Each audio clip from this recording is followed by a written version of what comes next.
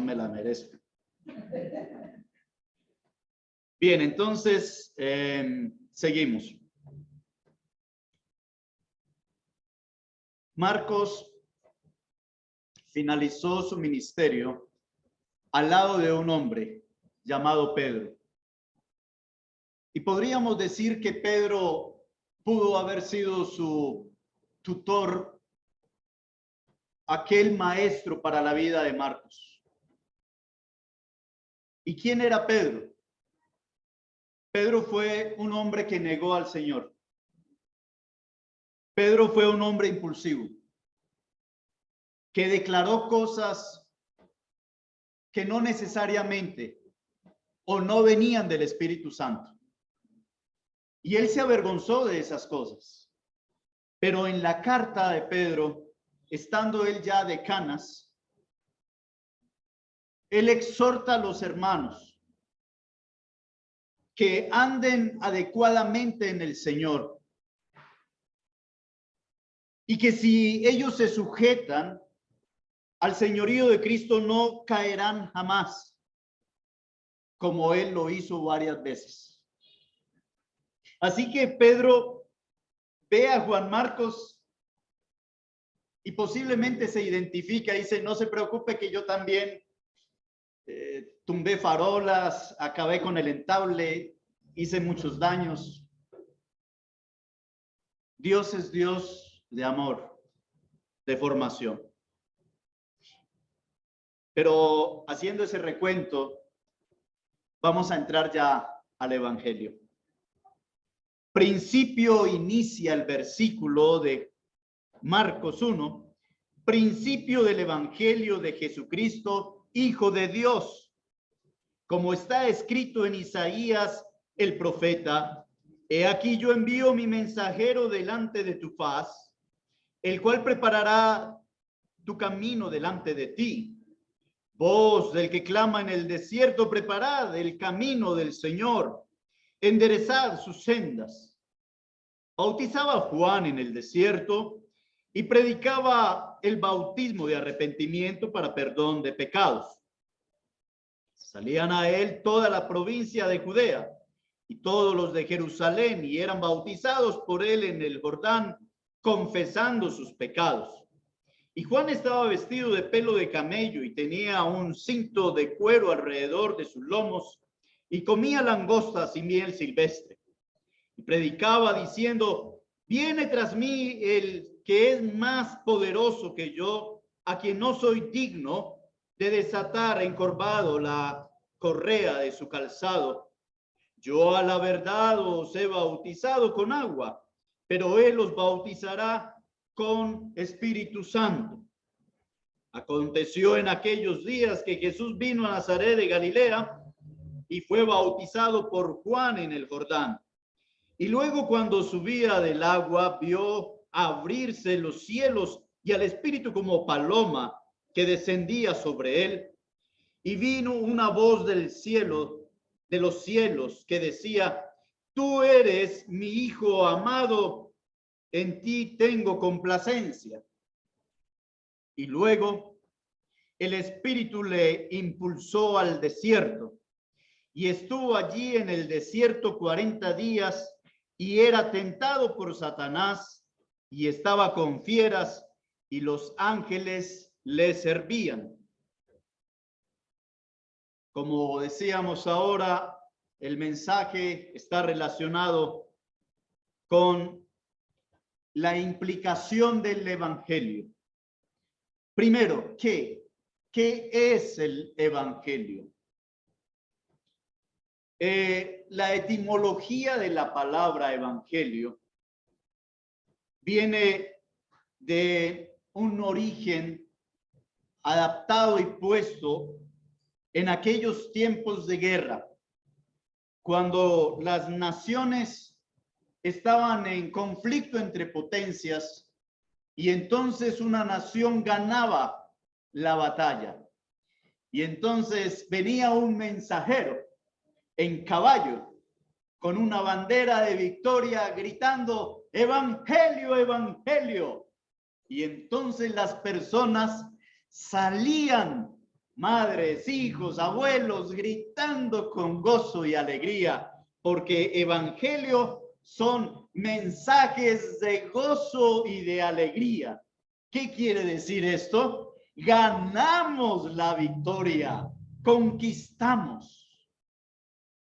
Así que el Señor trajo este significado, lo acuñó, lo apoderó, lo apropió, y allí queda el Evangelio de Cristo, la victoria del Señor Jesucristo sobre la muerte, sobre el pecado, sobre Satanás. Pero también hay un poco más amplitud del Evangelio, ya entrando en el campo que compete al área concerniente a Cristo, el Evangelio de Cristo. ¿Por qué dice el Evangelio de Cristo? Primera carta a los Corintios, capítulo 15, se nos narra el significado, lo que es el Evangelio de Cristo.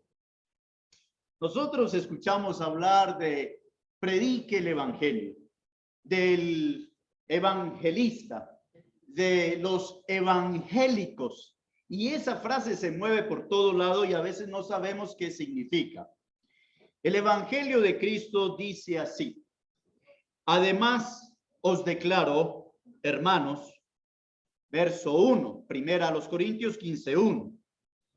Además os declaro, hermanos, el evangelio que os he predicado, el cual también recibisteis, en el cual también perseveráis. Ahora, ¿qué es el evangelio? Dice, por el cual asimismo, si retenéis las palabras que os he predicado, sois salvos, si no creísteis en vano. Porque primeramente os he enseñado lo que asimismo recibí. Y aquí está el evangelio. Que Cristo murió. Primer punto. Cristo murió. No fue un ataque epiléptico que como que se había muerto y no se murió. No. Literalmente él murió y una lanza cruzó su costado y fue identificada su muerte legítima. Él murió. ¿Por qué murió? Ahí está implícito el evangelio. Murió por nuestros pecados. ¿Conforme a qué? Conforme a lo que Dios ha estipulado desde Génesis, Antiguo Testamento, Nuevo Testamento. Ahí van 4,000 años, más los que han transcurrido de Cristo hasta acá, 6,000 años, un poquito más promedio. Entonces, conforme a las Escrituras, tanto Antiguo como Nuevo Testamento, ¿qué conforme a las Escrituras? Pues que se dijo en profecía que Cristo, el Mesías, resucitaría, pero en el Nuevo Testamento resucitó. Ese es el Evangelio. Resucitó al tercer día conforme a las Escrituras. Apareció a Cefas y después a los 12. Y luego habla que se me apareció a mí, dice Pablo, como un abortivo. Ese es el Evangelio. Ahora, su origen. ¿Dónde empezó el Evangelio? ¿Dónde creen ustedes que pudo haber empezado? Génesis. Bien, mi querido Richard. Vamos, por favor, a la primera carta de Pedro. Y también lo encontramos en Apocalipsis capítulo 13. El origen del Evangelio lo encontramos. Primera carta de Pedro, capítulo 1, verso 19.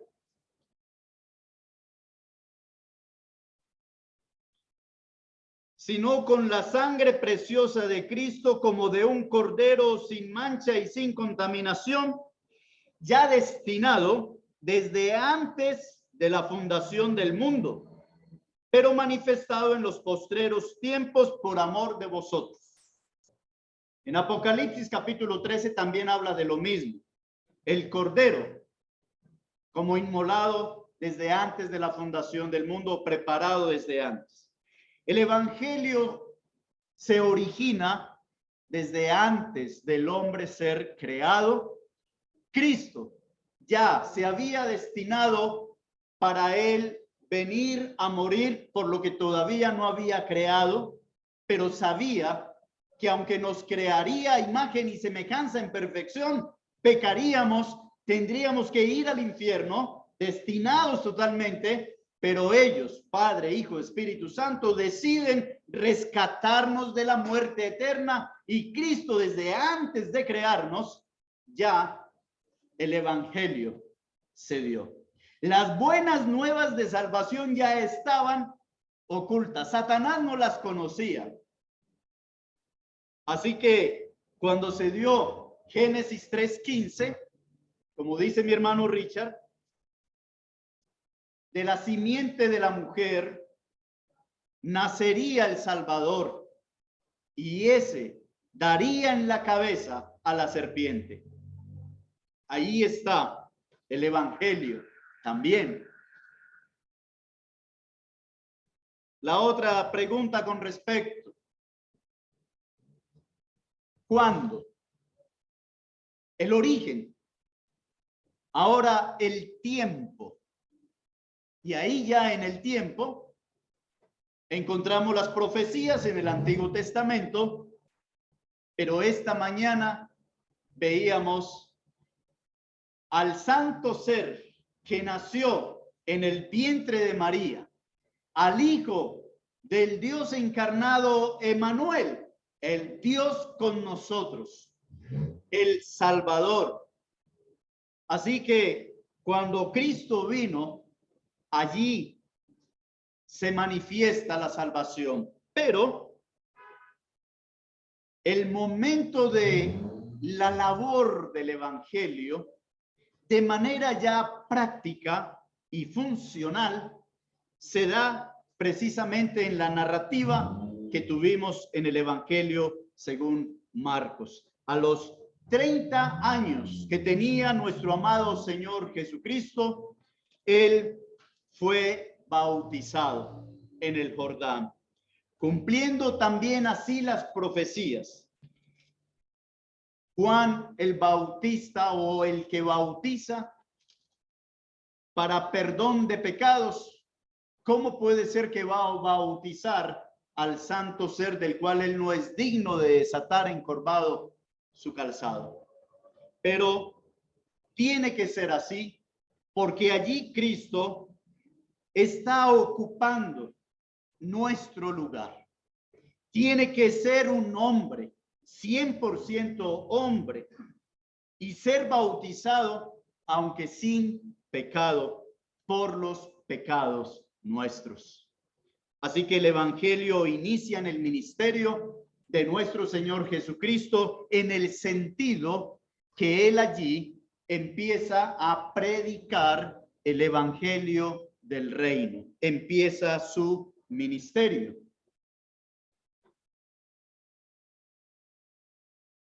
¿Quiénes se involucran en el Evangelio? Primeramente, la máxima autoridad, Cristo, la cabeza del Evangelio. Para que el Evangelio de Cristo sea, y si el Evangelio de Cristo significa que tiene que morir, que tiene que resucitar, entonces Cristo tuvo que encarnar y lo encarnó. Pero ¿quiénes? No solamente el Señor Jesucristo. Para Cristo hacer lo que hizo, dice en la carta a los Filipenses, también a los Colosenses, se nos dice que él no estimó el ser igual a Dios como cosa que aferrarse, sino que se despojó, se humanó, tomó forma de esclavo, Y esa es la connotación del Evangelio de Marcos.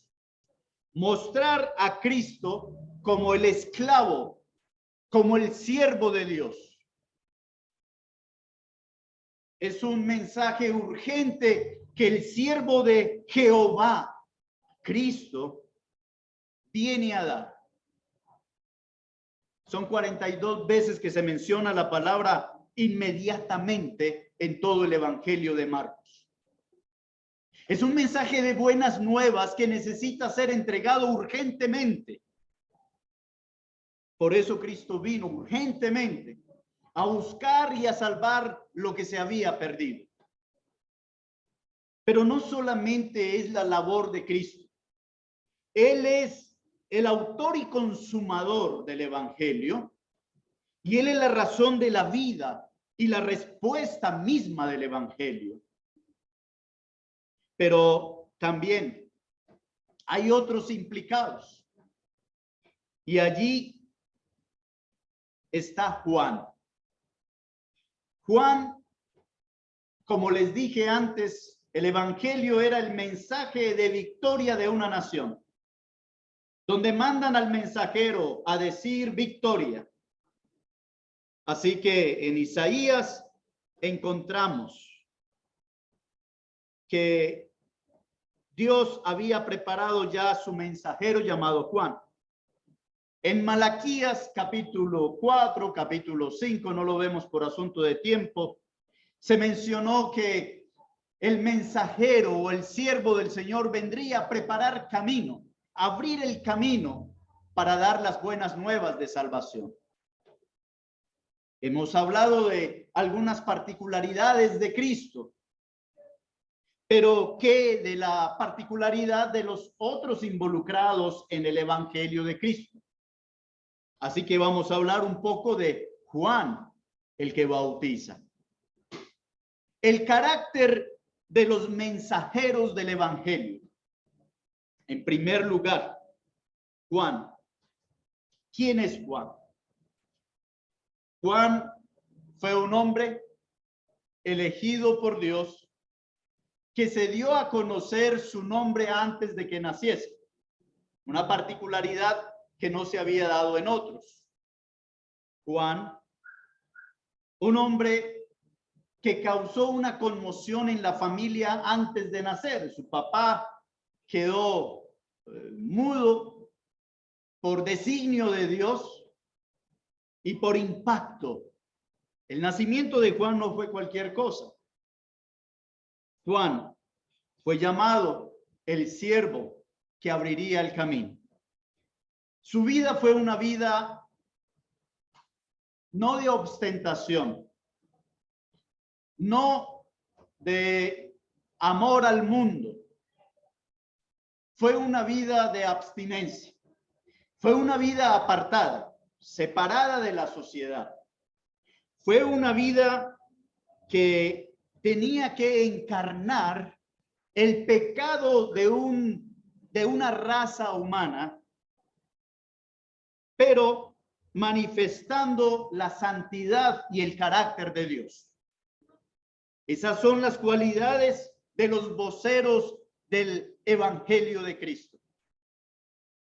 Su alimentación, langostas, grillos, con miel de abeja. En el desierto, sus vestidos no eran vestidos de la última moda que se presenta en Hollywood o en la farándula, los últimos peinados, las últimas botas. Era completamente alejado del amor de las cosas de este mundo.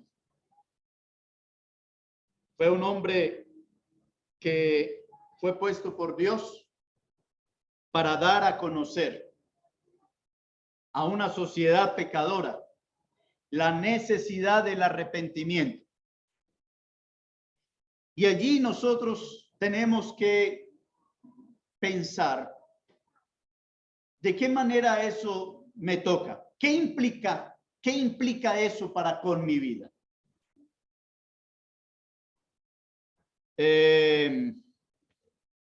Encontramos en Hechos capítulo 20, verso 24. Hechos 20, 24.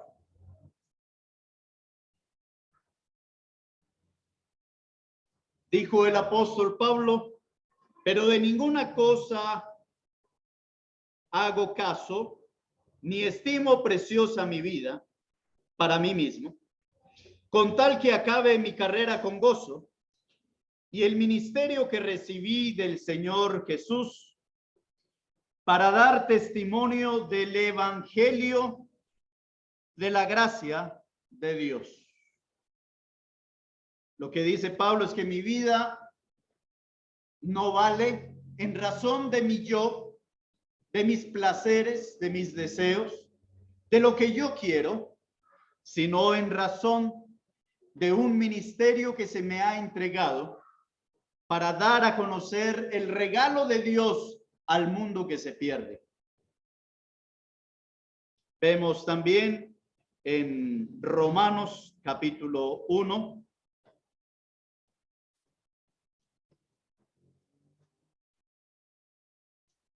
Pablo lo dice de esta manera. Verso 15, Romanos 1:15.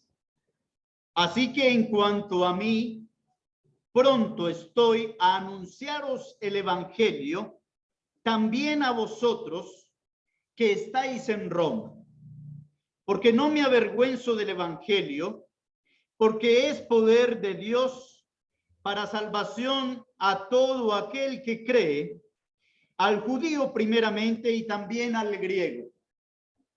Lo que eso significa es que el evangelio es para propósito, para salvación al hombre que se pierde, sin importar la distinción de raza, de clase social, de género. Vamos también a la carta a los Corintios. Primera carta a los Corintios, capítulo 9, verso 12.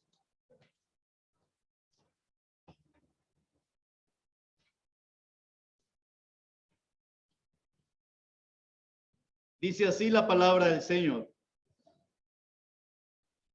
Así también ordenó el Señor que los que anuncian el evangelio vivan del evangelio. Esto nos habla de la consagración al evangelio. Nos habla de la dedicación, de vivir por y para el evangelio. El contexto nos habla de aquellos que están sirviendo a tiempo completo por y para el evangelio y del sustento que Dios da a los que están en el evangelio. Ese es el programa de Dios para con los obreros. Seguimos también con la carta a los Corintios, segunda, capítulo 4, verso 3. Segunda a los Corintios 4:3.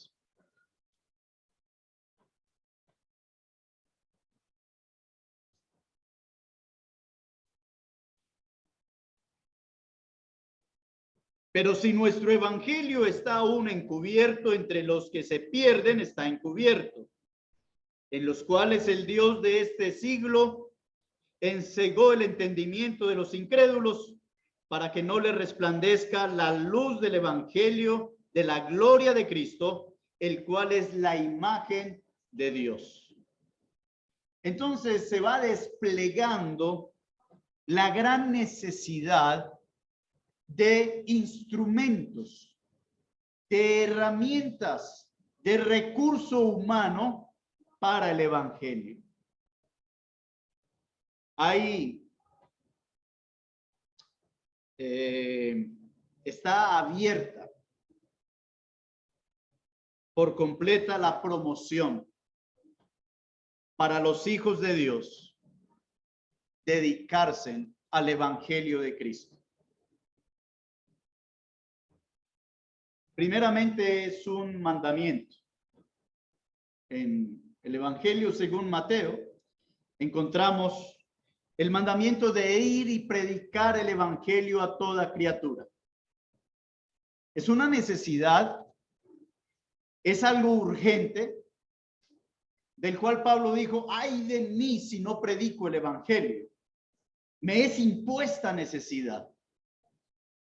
No es para los algunos, llámese en categoría bíblica ancianos o misioneros. No, es una impuesta necesidad para todo creyente. El Evangelio es como usted estar en una sequía de estómago, de hambre, y usted va caminando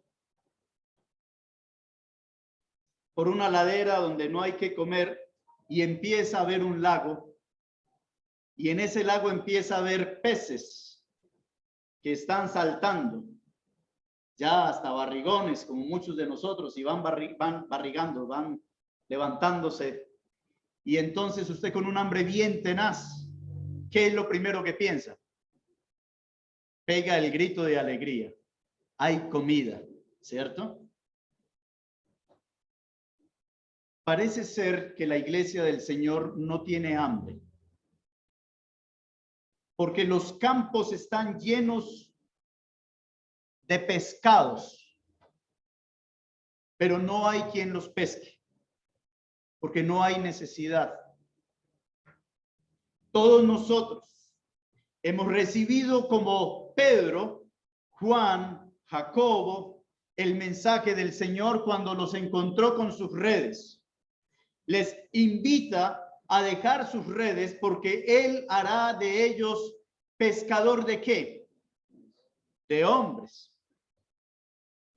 Pero cuando usted sale de este lugar, ¿cuántos pescados ve usted al día? Piense por un momento. Y por favor incluya a su papá, a su mamá o a sus hermanos si todavía son pescados o no pescados. Peces. Peces que necesitan ser pescados. ¿Cuántos de nosotros nos ha faltado hambre, necesidad de agarrar esos peces? El Evangelio de Cristo empieza por una necesidad del Padre, del Hijo y del Espíritu Santo, en que le enseña a un mismo, Pedro lo anuncia a la iglesia, que Cristo no ha venido por su iglesia esperando que muchos más sean pescados, sean salvos. Si cada uno de nosotros, que ya somos pescados por Cristo, viésemos la necesidad que había en nosotros cuando estábamos en ese lago gigante que la Escritura ilustra el mar como el mundo. Estábamos sumergidos en el mundo. Damos testimonio y decimos, estaba muerto en delitos y pecados. Mi vida era contraria a lo que ahora es en Cristo. Pero ¿cuántas almas están afuera? El Señor cuando estuvo acá nos enseñó algo, y es tener compasión por las almas. Esto que estoy diciendo es un mensaje que va para mi propia vida en exhortación. Vemos una necesidad voy a utilizar una figura que la Biblia no lo utiliza de esa manera. Voy a llamar a la iglesia local la pecera. Y entonces los peces ornamentales. Por 25 años tuve una pecera. Y entonces uno ve y disfruta de esos peces. Los tengo, están bonitos. Y nos preocupa por qué de pronto no se aumentan. Tengo que conseguir la manera en que la pececita esté con el pececito. ¿Qué es lo que tengo que hacer? Y nos preocupamos por muchos asuntos de la pecera. Pero no nos damos cuenta que los peces están afuera. Y adornamos la pecera. Nos contentamos con estar en la pecera. Pedimos el alimento para la pecera. Y todo se centra en la pecera. Pero el mundo está lleno de peces que se hace necesario despertar e ir por ellos. Si eso llegase a suceder como debe de ser, no habría vidrio para tener una pecera. Tendríamos que abrir un lago. Y este lugar sería supremamente pequeño para poder entrar todos esos peces, pescados para Cristo. El problema no está en los ancianos, tampoco está en el líder que tenemos, tampoco está en los programas que desarrollamos. El problema está en que no estamos atendiendo al evangelio de Cristo. Porque la implicación del evangelio de Cristo no solamente nos lleva a negarnos a nosotros mismos como Juan, que vivió en un desierto, vestido con poco lujo, nada de lujo más bien, poco de manjares, nada de manjares, y los placeres del mundo, nada de eso. Ese no es un mundo para nosotros desear como cristianos. Y es una muestra de la enfermedad de la iglesia cristiana, que estamos queriendo tener la comodidad que el mundo tiene cuando no somos de este mundo. Se nos llama en la carta a los filipenses que somos peregrinos y extranjeros. Se nos habla de nuestra ciudadanía celestial, no terrenal, pero también se nos dice que el mundo del creyente en esta tierra es un desierto. Y es el desierto de Juan. Pero es un desierto que no queremos vivir. Así que en Marcos encontramos dos formas de ver el desierto. Ese desierto que hemos visto en Juan es el desierto de la separación, de no regularnos con el mundo, no mimetizarnos con el mundo, no tener una amalgama con el mundo. Pero la otra manera de ver el desierto es verlo desde la óptica de las luchas internas. Y es que más adelantico encontramos que nuestro Señor Jesucristo fue llevado por el Espíritu Santo al desierto. Mateo lo dice de esta manera: ¿para hacer qué? Tentado por Satanás. Así que el desierto también habla del creyente de una guerra espiritual. La pregunta es: ¿cuántos de nosotros los cristianos estamos viviendo el desierto como el sitio que no es para igualarnos con el mundo, sino estar separados y dejar pasar los placeres de la vida? ¿Y cuántos estamos viendo el desierto como el Señor Jesucristo lo vivió, como una guerra espiritual en la cual tenemos que batallar contra la carne, contra el mundo y contra Satanás, los tres enemigos del cristiano. Esos son los dos enfoques del desierto para la vida de los pescados por Cristo.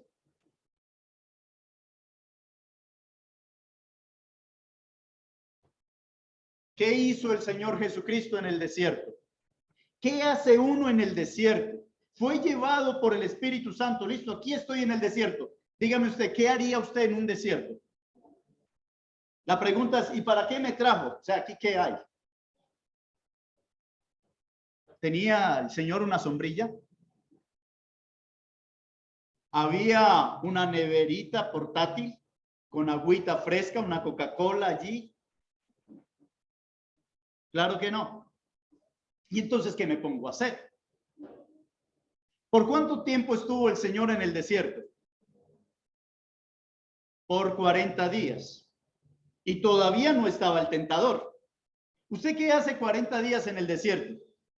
Yo con el primer día veo el mediodía y digo, ¿y yo qué estoy haciendo aquí? Pasa un día y ¿qué más voy a hacer acá? ¿Qué rutina tan tenaz? El día lleno de calor, sol abrasador, como un camarón quedaría. Pero en la noche, el hielo terrible que causa el desierto en la noche. Pero dice el texto en Marcos que habían fieras, alacranes, serpientes, chacales, posiblemente otros más. ¿Para qué me trajo el Espíritu Santo acá? Pues bien, el Señor nos ha puesto aquí en esta tierra y le dijo al Padre, no los saques del mundo. Y les dijo a ellos, el mundo os aborrecerá, pero guárdalos del mal. Y la mejor manera de Cristo ser guardado del mal fue que estando en intimidad con el Padre. De tal manera que esa intimidad con el Padre hoy el pueblo evangélico cristiano lo ha utilizado para sacar pecho y decir, yo soy cristiano de 40 días de ayuno. Y sacamos pecho a veces diciendo, yo soy creyente de 30 días de ayuno. Yo le ayuno 30 días. Y el que llega a los 40 se parece a Cristo. Pero ese no es el enfoque. El enfoque es lo que el Señor le dijo a sus discípulos en el huerto de Getsemaní. No han podido velar conmigo ni siquiera una hora. Velad y orad, ¿para qué? Para que ustedes no cedan a la tentación. Él se preparó por 40 días con el Padre. Y ahí encontramos que Cristo fue 100% humano. ¿Cómo pudo ser su cuerpo? ¿Cómo pudo estar su cara, sus labios, en 40 días en el desierto? Pero su espíritu estaba a rebosar.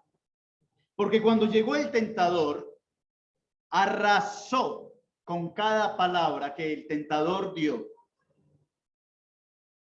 Atacó el cuerpo, convierte estas piedras en pan. Atacó la fortuna, todos los tesoros de este mundo te daré, si postrado me adoras. Y allí atacó la vanagloria, el orgullo. Tírate de ese monte, de ese lugar alto, el templo. Y allí los ángeles te tendrán que tomar. Recuerda que dice que los ángeles le servían. Yo me preguntaba, ¿le servían qué si ayunó por 40 días y 40 noches? ¿Le servían en qué si no había ni una sombrilla? ¿Le servían cómo? Considero personalmente que ellos estaban al servicio de su Dios y creador humanado. Y esa era la disposición en que servían. Aquí estamos para tu servicio. Pero él no los utilizó como no estimó el ser igual a Dios como cosa que aferrarse, sino que se despojó para poder ocupar nuestro lugar. Pedro casi le acaba con la cabeza de Malco y el Señor le dice, ¿no crees tú que yo puedo dar una orden y legiones de ángeles vendrían y acabarían con todo esto? Pues esos ángeles estaban para servir a la primera voz en el desierto.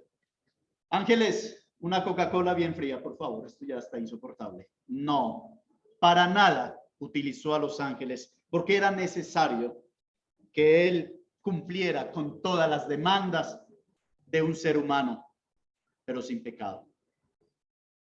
Concluyo porque ya el tiempo se termina o se terminó, y es que el Evangelio de Cristo es el Evangelio que él practicó, encarnó y vivió por y para nuestro beneficio. Ahora él está con nosotros y somos nosotros los que debemos llevar adelante este Evangelio de Cristo. Y si la iglesia no cumple con el Evangelio de Cristo, la iglesia del Señor no tendrá pescados, no habrá personal. Y como dije ahora, no por actividades ni eventos, ni por liderazgo, ni por ancianos, no. Es que la naturaleza misma de la iglesia es la reproducción.